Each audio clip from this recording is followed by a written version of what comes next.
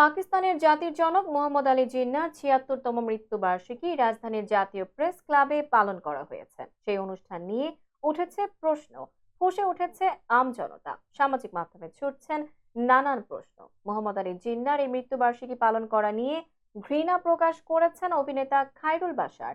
এক ফেসবুক স্ট্যাটাসে খায়রুল বাশার লিখেছেন, ঘেন্না আপনাদের জন্য মুরব্বীরা, ছি, ৭১-এর পর আল্লাহ আপনাদের উঠায় নিলেই ভালো হতো, এই দিন আমাদের দেখতে হতো না, আপনাদেরও বিরহ নিয়ে বাঁচতে হতো না। এরপর মন্তব্যের ঘরে এক মন্তব্যে তিনি লেখেন, স্বাধীন বাংলাদেশের শ্রেষ্ঠ উন্মাদেরা। একজনের বক্তব্য নিউজ পোর্টাল মারফত টাইমলাইনে আসলো, শুনতে গিয়ে ঘেন্নায় স্কিপ করলাম।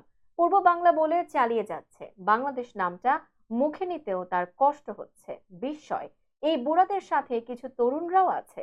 জিন্নাহ তাদের পাকিস্তান দিয়েছে, এই গর্বে মরে যাচ্ছে।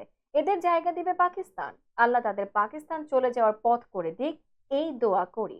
উল্লেখ্য, বুধবার জাতীয় প্রেস ক্লাবে মোহাম্মদ আলী জিন্নাহর মৃত্যুবার্ষিকী স্মরণে আয়োজিত অনুষ্ঠানে আলোচনা সভার পাশাপাশি উর্দু গান কবিতা পরিবেশন করা হয়।